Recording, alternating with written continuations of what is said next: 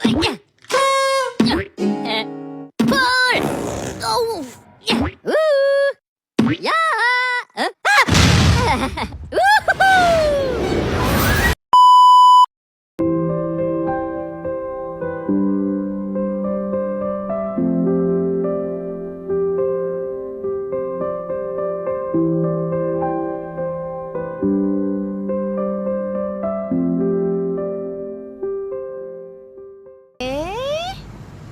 Oh iya ya, aku kan punya tugas bikin video.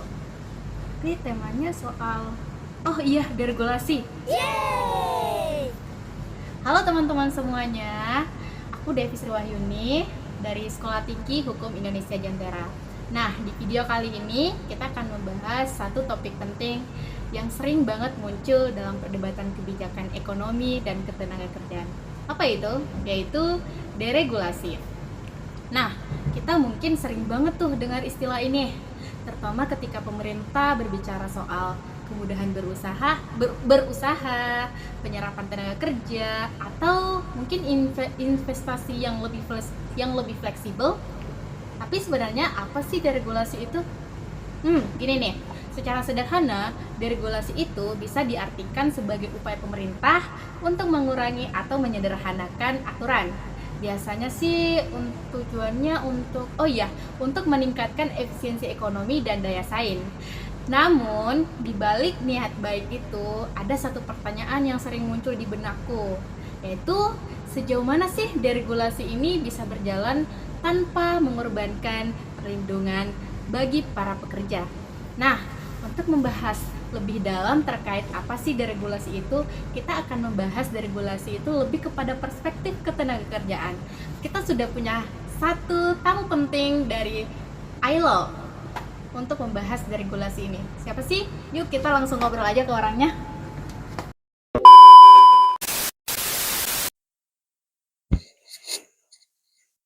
Halo teman-teman semuanya, kembali lagi ke video kita hari ini. Nah, sekarang kita udah bersama narasumber kita nih dari International Labour Organization atau organisasi perburuan. Sekarang aku bersama Pak Taufik nih, kawan-kawan semuanya.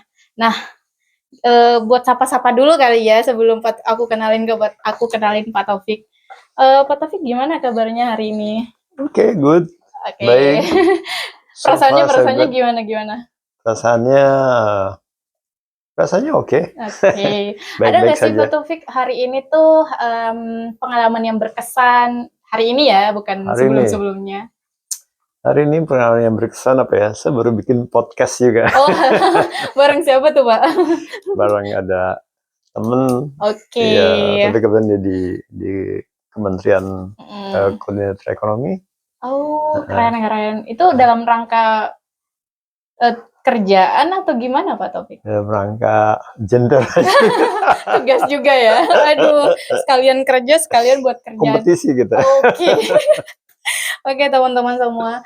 Oh iya, sebelum jauh membahas tentang deregulasi dari perspektif ketenagakerjaan, terutama dari perspektif ILO sendiri ya gitu kan. Aku mau kenalin dulu nih, siapa sih sebenarnya Pak Taufik ini?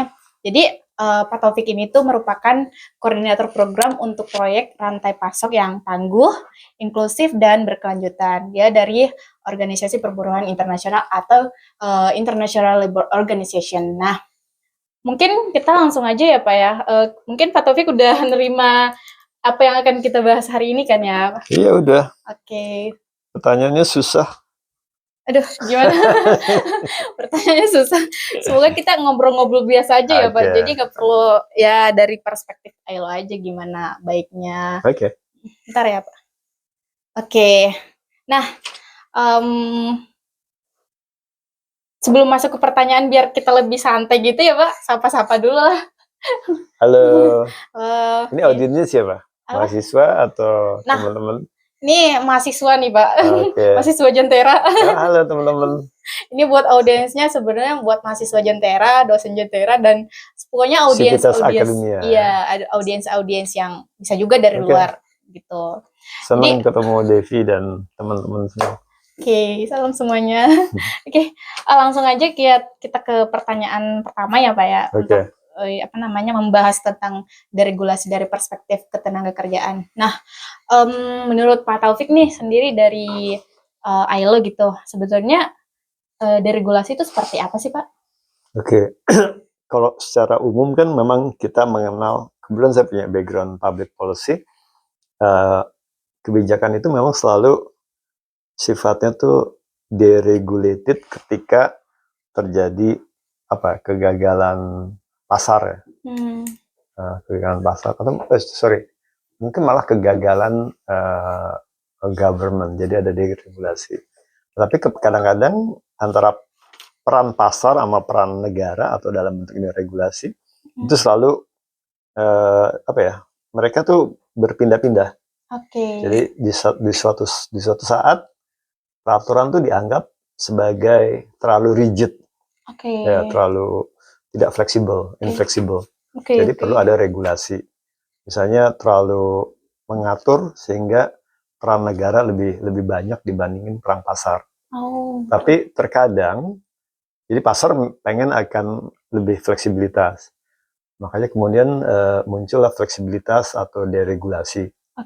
Tapi kemudian kadang-kadang pasar terlalu bebas, sehingga dampak sosialnya tuh dan juga dampak ekonomi, dampak sosial dan dampak lingkungan itu menjadi problematik. Misalnya kalau perusahaan nggak diatur, dia kan bisa eksplorasi terlalu berlebihan, ya, sehingga berdampak pada polusi, lingkungan dan sebagainya. Itu yang kemudian harus ada pengaturan. Nah, dalam konteks ketenaga kerjaan juga sebetulnya tendensinya itu memang selalu ada upaya-upaya deregulasi, gimana pasar lebih fleksibel. Jadi gimana lebih efisien gitu ya? Lebih efisien dan lebih memungkinkan adanya penciptaan lapangan kerja. Iya, benar-benar. Karena kalau terlalu diatur, misalnya upahnya upah minimumnya terlalu tinggi atau ada proteksi sosial untuk bisa bikin pekerjaan, itu pengusaha biasanya agak berpikir ulang untuk investasi di suatu tempat. Nah, tapi kalau jadi selalu begitu, sama juga di pasar kerja, di pasar keuangan, antara deregulasi, regulasi dan re-regulation gitu. Jadi selalu kalau di deregulasi kita punya pengalaman ketika zaman mungkin udah belum lahir ya, tahun sebelum reformasi. Belum lahir itu, saya, Pak. Kita mengalami deregulasi. Jadi perbankan itu dimudahkan untuk bisa berdiri. Kalau dulu harus berapa miliar gitu, cuma sekian ratus juta bisa. Jadi lebih mudah. Yang terjadi adalah tidak ada kontrol yang lebih kuat dan terjadi krisis gitu. Jadi pada saat deregulasi itu? Iya, pada saat deregulasi. Makanya ada regulasi lagi, re-regulasi. Regulasi baru ya? Betul, itu yang selalu berputar ya, artinya antara berpindah-pindah. Nah, terkait dengan ketenaga kerjaan juga sebenarnya sama. Sekarang ini ada tren di mana ide-ide flexible labor market gitu, supaya nggak terlalu diatur. Kalau dulu misalnya kayak konsep di Jepang, orang kerja tuh harus punya kontrak. Iya, benar. Kontraknya tuh harus, kalau udah 3 bulan probation, percobaan, dia harus jadi karyawan tetap. Gitu ya? Nah, sekarang ini trennya adalah kontraknya pendek-pendek gitu. Iya, benar. Dan itu yang lebih fleksibel, sehingga dia bisa menarik banyak orang. Nah, dalam konteks itu, ILO kan lembaga setting ya, mungkin nggak teman-teman ada yang tahu ya, ILO itu berdiri tahun 1919. Perang Dunia Pertama. Udah lama banget ya ILO ini. Sebelum pada lahir. Belum pada lahir, Pak. Jadi udah lebih dari 100 tahun. Dia muncul ketika ada revolusi industri. Jadi ditemukannya mesin uap. Dan sebagai standar setting, ILO itu keanggotaannya itu ada, tidak hanya pemerintah, tapi ada serikat pekerja dan juga asosiasi pengusaha. Berarti gabung gitu ya, Gabung Pak? Ya, tripartite. Ada tiga unsur.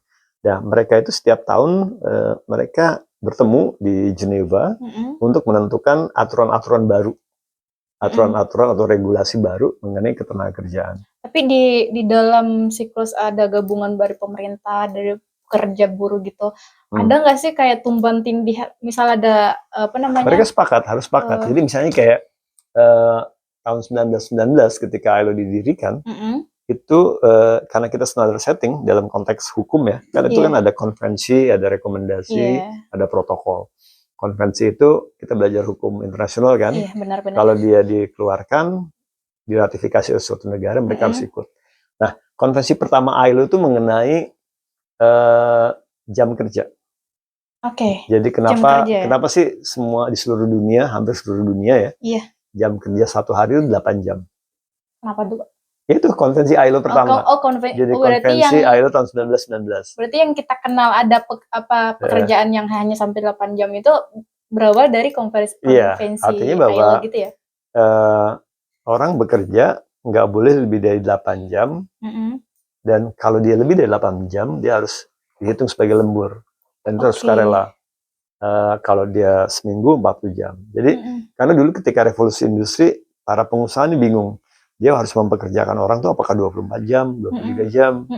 Apakah orang hamil boleh dipekerjakan, apakah anak-anak di bawah usia. Nah, dalam konteks itu ILO tuh selalu mengatur mengenai konvensi. Karena udah ada 192 konvensi selama 100 tahun lebih itu.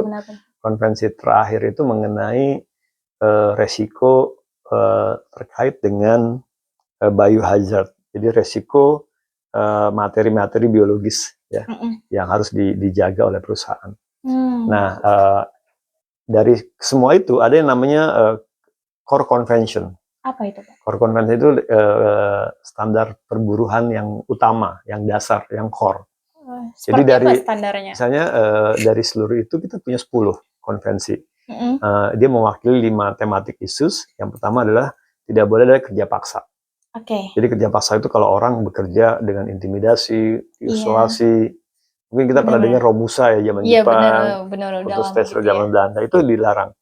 Konvensi itu diratifikasi bahkan ketika kita masih dijajah tuh tahun 1933. Jadi nggak boleh ada bentuk-bentuk pekerjaan yang ada intimidasi, orang nggak boleh pindah dari satu ke tempat lain, KTP-nya ditahan misalnya. Nggak boleh ada pekerja anak. Jadi ada usia minimum. Kalau di Indonesia itu 18. Tapi kalau konvensi ILO itu membolehkan 16 sampai 18 dengan syarat. Jadi jam kerjanya tertentu.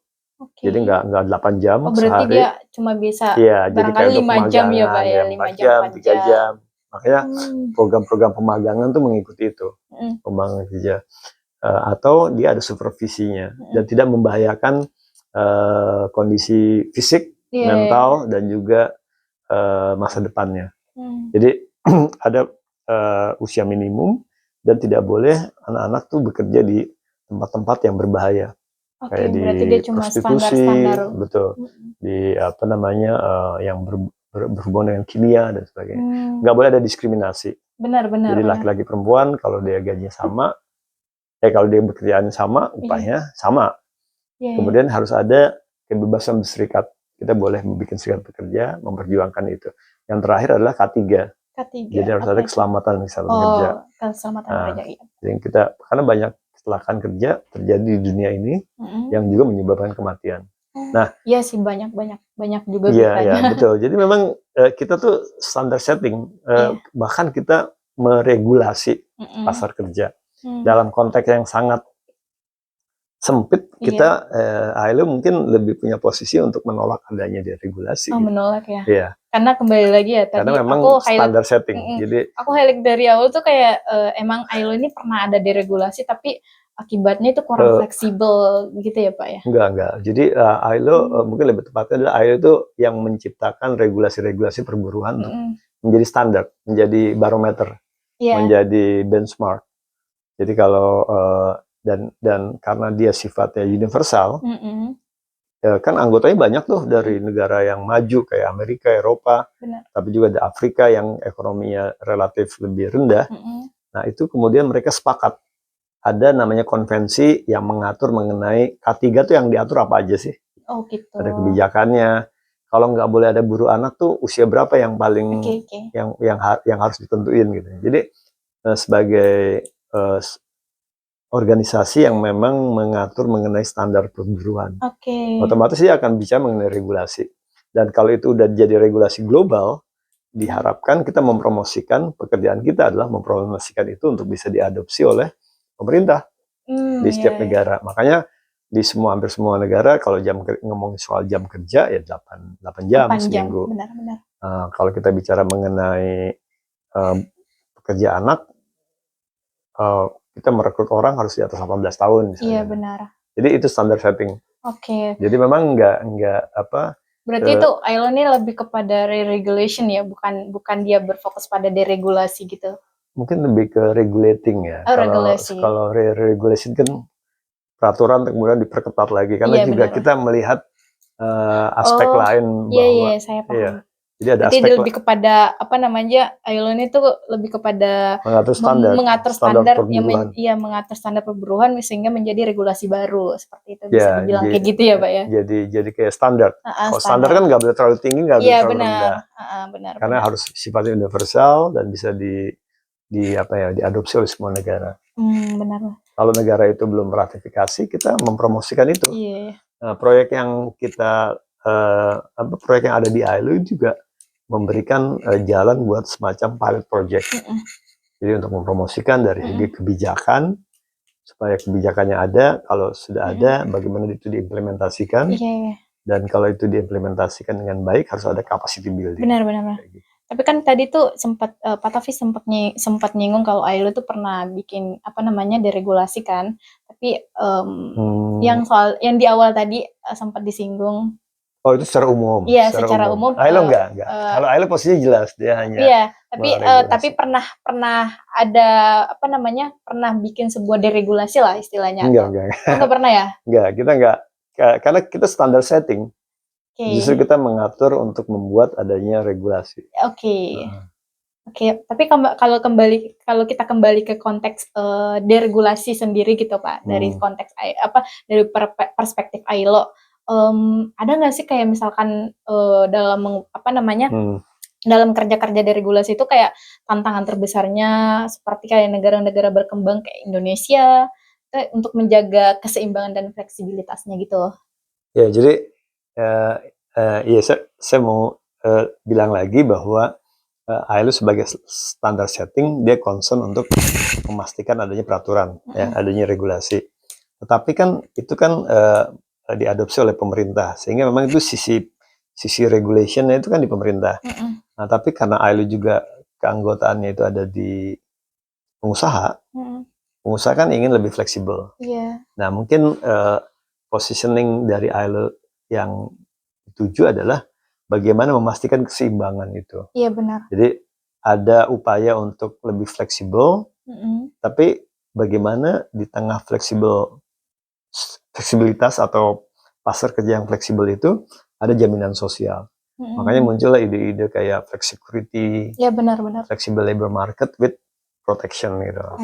Nah, jadi itu mungkin way out ya untuk melihat, karena di pekerjaan di masa depan ILO mengidentifikasi akan ada perubahan-perubahan yang signifikan karena pengaruh teknologi, pengaruh climate change, perubahan iklim, teknologi, dan juga migrasi. Meluas ya ini kerja-kerja ILO. Dan itu biasanya memang contoh ambil dampak pekerjaan di masa depan karena digital. Dan makanya ada ojol. Itu kan sebenarnya memudahkan orang untuk lebih fleksibel. Benar. Karena orang direkrut dengan mudah lewat platform. Iya, benar. Tapi yang kita ingin pastikan adalah bagaimana mereka juga di-cover oleh jaminan sosial. Kalau dia sakit, mereka punya akses untuk berobat ke rumah sakit. Kalau dia kecelakaan kerja, mereka bisa di-cover. Itu berarti sebagai tantangan juga ya. Iya, jadi sisi fleksibilitas itu ada di pasar sebenarnya. Iya, itu juga yang jadi tantangan ILO sendiri untuk menjaga fleksibilitas itu ya. Memastikan bahwa ada proteksi. Memastikan adanya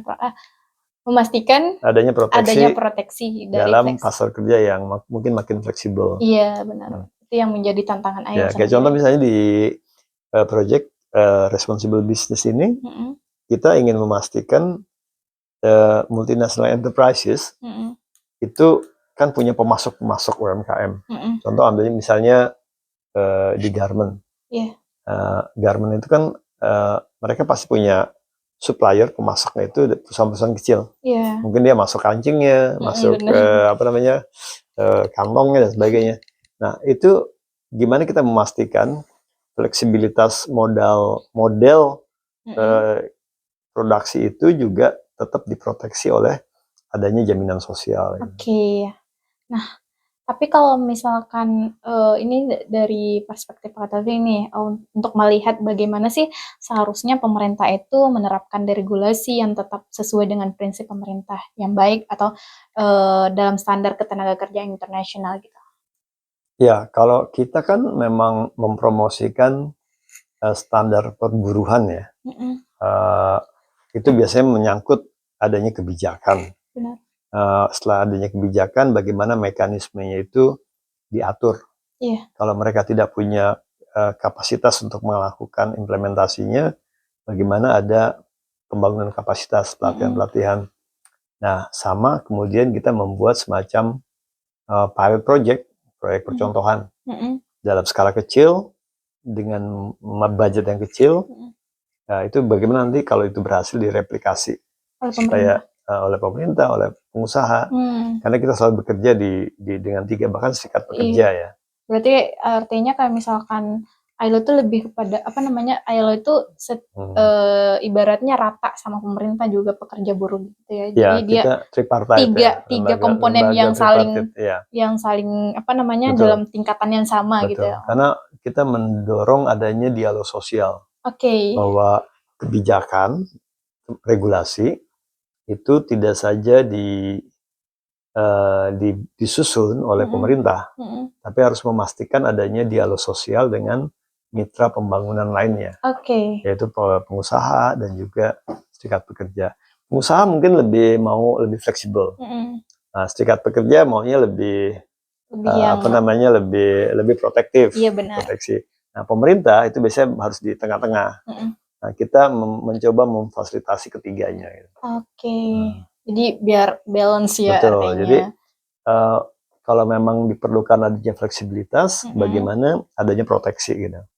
Karena ketika makin fleksibel, itu bisa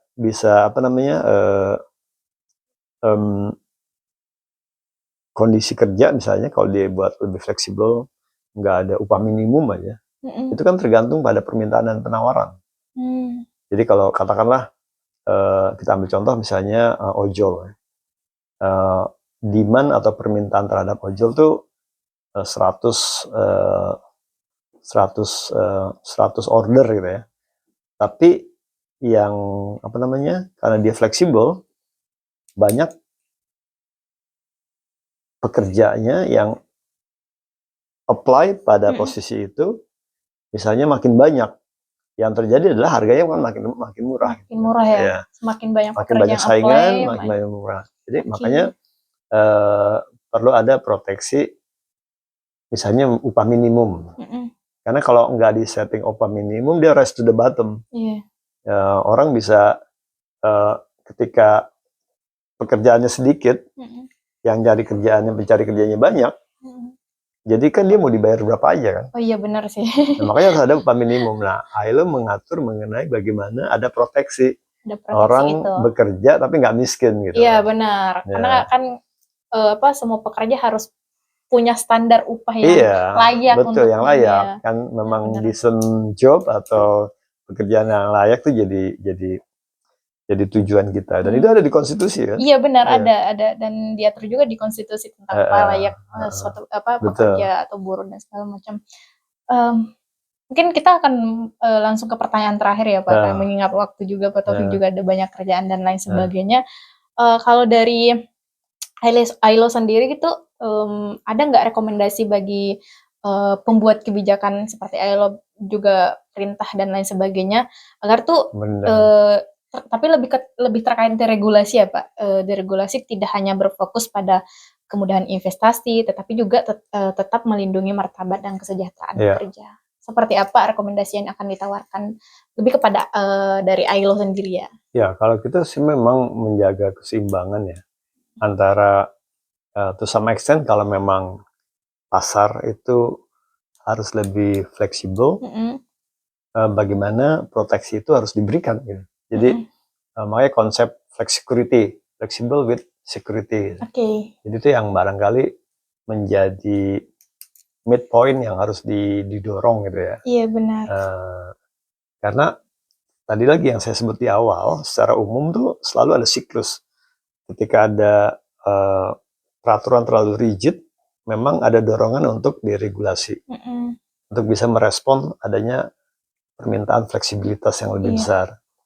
Tenaga kerja misalnya, kalau aturannya terlalu dalam konteks pengusaha akan ngelihat gini, kalau proteksi kalau pasar terlalu diproteksi dengan aturan yang ketat, nggak ada investasi. Benar. Nah, misalnya, investasi itu bisa didorong kalau ada insentif dengan adanya regulasi yang mungkin lebih longgar gitu. Tapi juga jangan sampai regulasi yang longgar ini membuat tidak ada proteksi buat pekerja gitu. Karena ketika nanti perusahaannya mungkin bisa lebih profitable, tapi pekerjaannya tidak sejahtera, dia tidak lagi produktif, kan ada pengaruh antara kesejahteraan dengan produktivitas. Nanti juga bisa persoalannya adalah timbulnya social cost.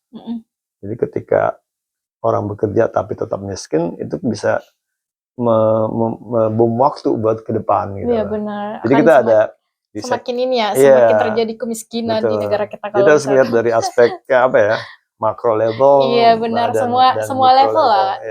Terutama kan di rakyat-rakyat di bawah, dengan upah di bawah minimum seperti biasa UMR segala macam kan gitu.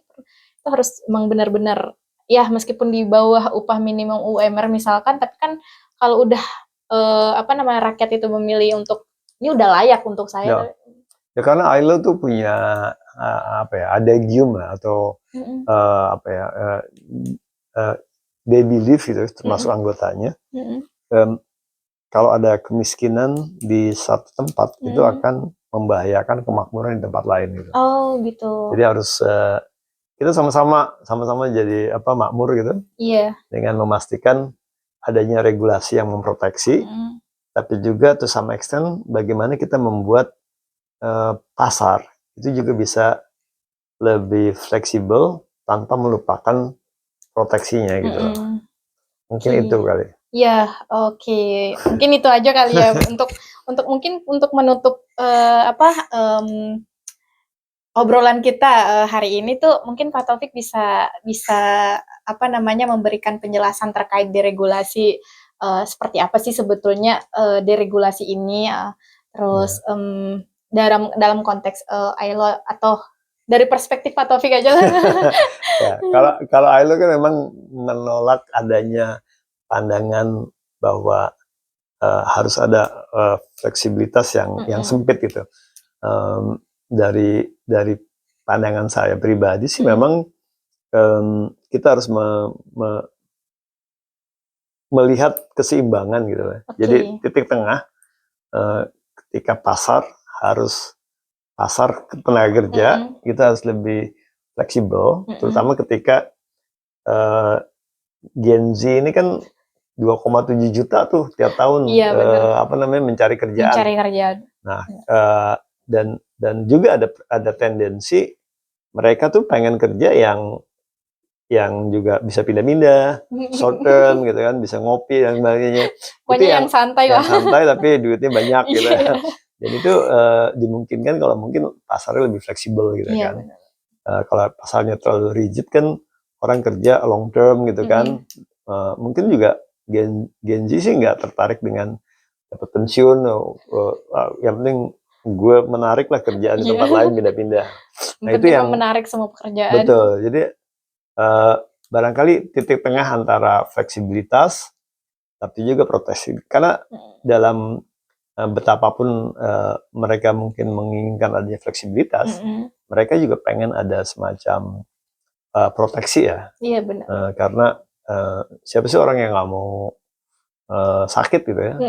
Dan kalau dia sakit, paling nggak menggerogoti income-nya, nggak menggerogoti upah dan gajinya gitu. Benar. Kalau nggak ada jaminan sosial kan dia sakit ya dia pakai tabungannya dan akhirnya habis gitu. Jadi memang harus ada proteksi dan proteksi itu kan baru bisa kalau ada regulasi gitu. Oke.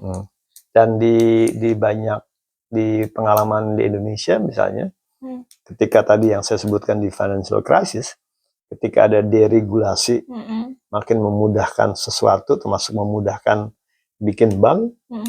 Akhirnya yang bikin bank tuh orang-orang yang nggak punya pengalaman, yang penting dia punya uang, yang terjadi kolaps gitu. Iya benar-benar. Nggak ada moral hazard, dia minjemin pinjamannya ke saudaranya dan sebagainya, nggak ada good governance, tata kelola. Iya benar-benar.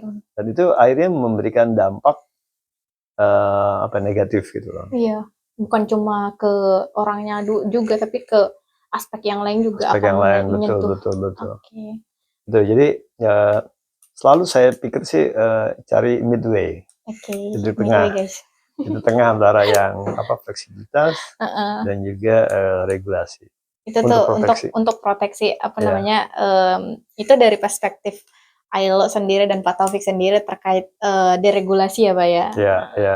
Jadi selalu memang mempertimbangkan fleksibilitas, proteksi dan lain sebagainya. Dan juga regulasi tadi ya Pak ya. Iya. Oke. Kan tujuan makin jelas apa makin bingung. Sebetulnya saya pribadi akan lebih senang lagi kalau ada obrolan selanjutnya terkait deregulasi karena yang saya pahami sejauh ini kan deregulasi tujuannya untuk menyederhanakan atau tujuannya untuk efisien. Betul. Ya kalau betul dalam konteks memang terlalu rigid ya, terlalu. Tapi kalau bicara mengenai ketenagakerjaan, ILO itu agak ideologis sih memang. Jadi agak karena memang sebagai standar setting itu dia memang pasti akan bikin aturan gitu. Iya benar-benar. Tapi tentunya aturannya itu akan dibuat mempertimbangkan aja fleksibilitas gitu. Jadi nggak sembarangan aturan yang kita promosikan, tapi membuat pasar tidak fleksibel, tidak terlalu rigid. Karena memang regulasi itu biasanya diperlukan juga kalau pasarnya kolaps itu. Iya benar. Pasarnya gagal, market failure. Harus ada regulasi baru. Jadi ada kegagalan pasar, ada regulasi. Tapi juga kalau ada juga government failure juga gitu loh. Jadi regulasinya mandek tadi, terlalu infleksibel, yang nggak perlu diatur gitu. Jadi malah harus ada pasar gitu, supaya lebih efisien. Nah, itu makanya perlu ada deregulasi dalam konteks itu. Tapi kalau memang konteks standar settingnya yang saya pahami ya, itu tuh memang lebih rigid ya, lebih kan itu juga aturan. Menjadi banyak yang pembuat kebijakan itu lebih kepada melihat standar ILO itu seperti apa juga kan. Iya. Tapi standarnya itu sudah dibuat se-universal mungkin. Jadi betapapun tingkat GDP negara yang tidak terlalu tinggi itu bisa implemented lah. Gitu. Mungkin itu kali ya Pak kita obrolannya. Mungkin di lain waktu bisa ngobrol-ngobrol lagi ya Pak. Memperdalam materi. Iya karena teman-teman semuanya. Jadi obrolan sama Pak Taufik itu sangat menarik ya, apalagi menyangkut deregulasi, regulasi dan re-regulation terkait dari perspektif ILO dan juga Pak Taufik sendiri itu sangat menarik. Dan sebetulnya untuk obrolan hari ini tuh masih panjang lah episode-episodenya gitu kan, bukan cuma stop sampai di sini. Mungkin di luar forum ini kali ya Pak kita bisa obrolin lagi sambil ngopi-ngopi. Iya sambil ngopi-ngopi. Oke, mungkin sebelumnya terima kasih terima kasih kepada Pak Taufik udah menyempatkan waktu dan tenaga serta pikirannya untuk membahas semacam ini sebagian dari bagian tugas kita juga membahas soal deregulasi dan sebagainya. Tugasnya ini tugas S2 ini. Iya. Tapi menarik dengan adanya tugas seperti ini tuh melatih kita untuk bukan hanya mempelajari dari teori dan juga teori dari buku-buku saja, tapi kan lebih langsung ke orangnya, langsung barangkali ada dari ada dari lembaga lain yang membahas soal deregulasi juga berbeda pandangan dari Pak Taufik dari perspektif ILO gitu. Mungkin World Bank ya lebih mendorong adanya deregulasi. Iya. Ada buku yang juga mengenai regulation, deregulation, re-regulation. Oke. Di kebijakan. Oke, gitu teman-teman semuanya. Mungkin sampai situ dulu untuk video kali ini. Dan thank you Pak Taufik, thank you teman-teman yang di luar kamera yang sudah membantu. Saya tutup dengan selamat malam dan wassalamualaikum warahmatullahi wabarakatuh. Bye bye.